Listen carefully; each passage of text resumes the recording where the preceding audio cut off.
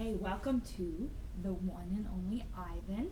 We are on page 111, and this chapter is called The Promise. So, what I'll do is I'll read for about 10 minutes, and then I will let you know what page we are on periodically, and I'll let you know what page we end up on so that we'll know what page we're starting on for the next video.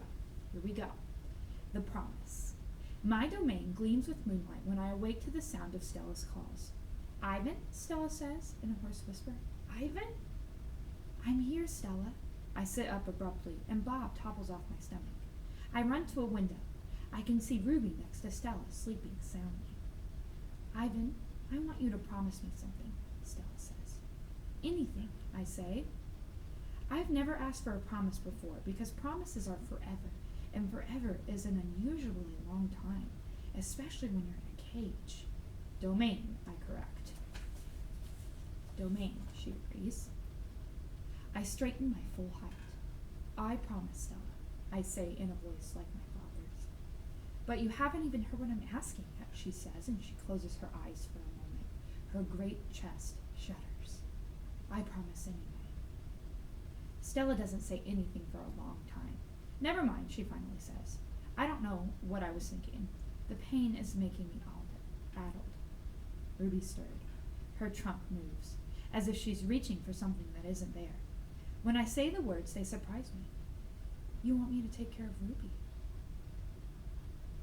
Stella nods, a small gesture that makes her wince. If she could have a life that's different from mine. She needs a safe place, Ivan, not here, I say.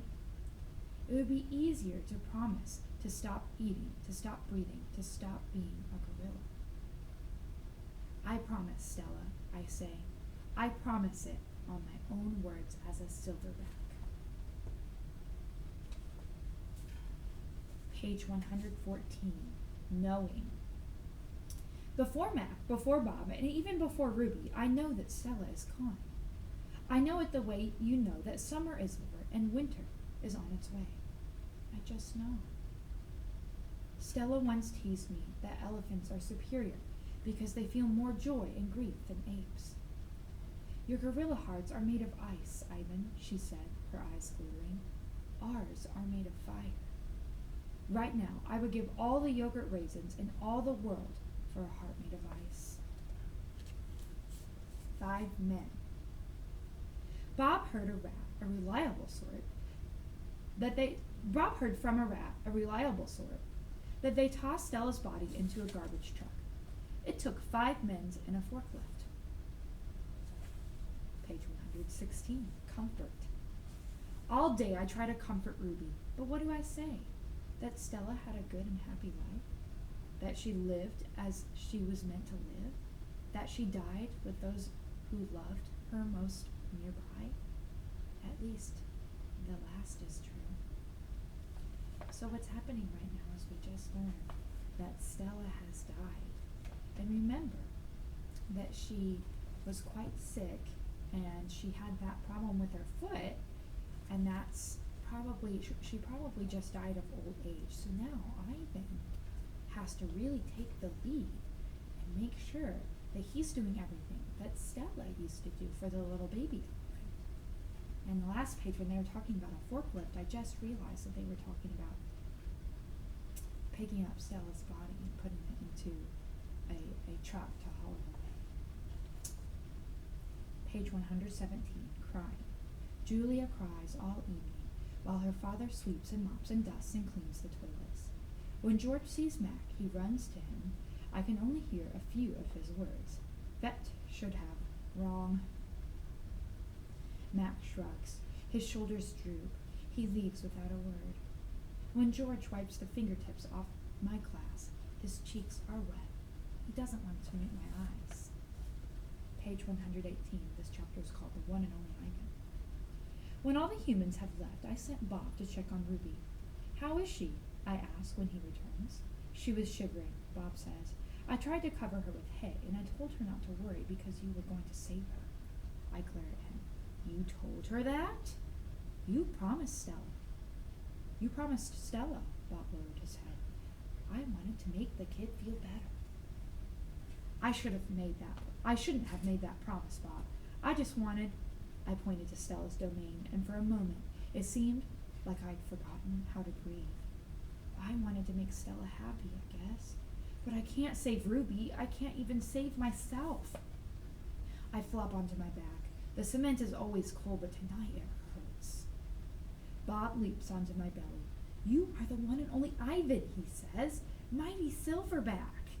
He licks my chin. He's not even checking for leftovers. Say it, Bob commands. I look away. Say it, Ivan. I don't answer, so Bob licks my nose until I can't stand it any longer. I am the one and only Ivan, I mutter. And don't you ever forget, he says. When I gaze at the food court skylight, the moon Stella loved is shrouded in clouds. Here's a picture from the book. Page 121. This chapter is called Once Upon a Time. All night, Ruby moans and sniffles. I pace in my domain. I don't want to fall asleep in case she needs something. Ivan, Bob said gently, get some sleep, please, for your sake and for mine.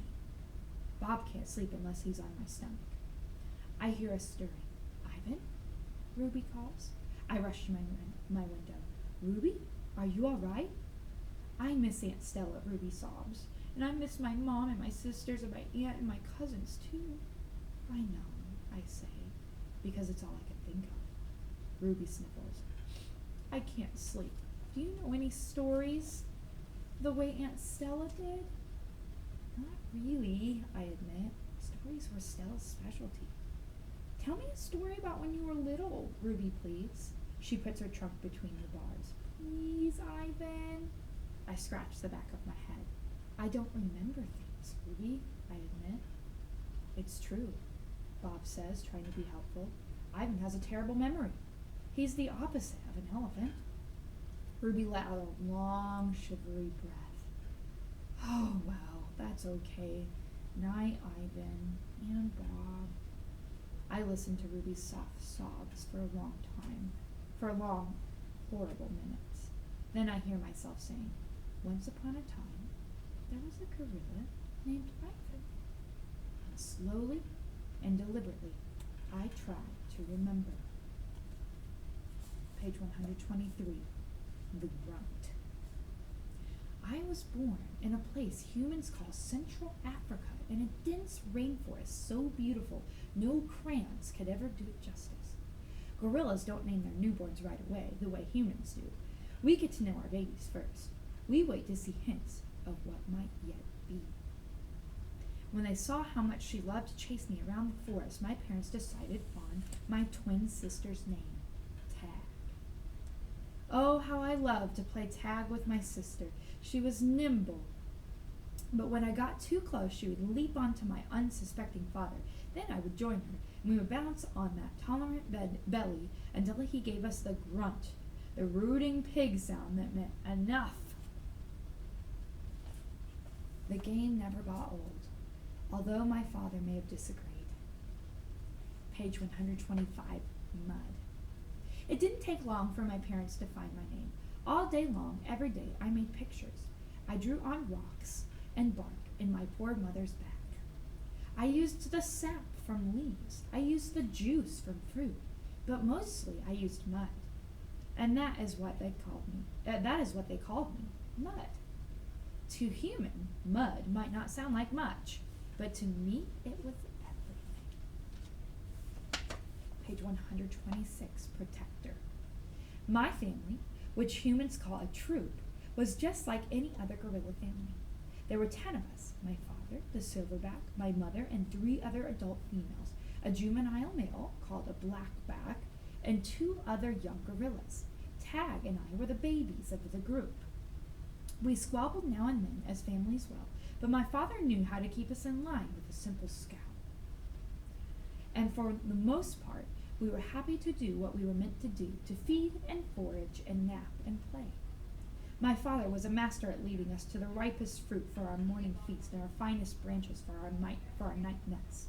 He was everything a silverback is meant to be, a guide, a teacher, a protector, and nobody could just beat like my father. All right, we're going to stop on page 127.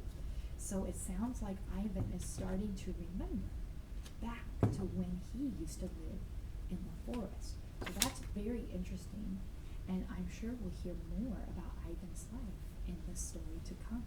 So those of you who have this checked out from the library, we are stopping on A Perfect Life, page 127. If you do not have this checked out from the library, that's okay. You can follow along and read, and I might look into ways that you could even access this through an e-book, so an online book or something, if you want to follow along. Otherwise, you can just listen every time I record a video of the one and only Ivan. Have a great day!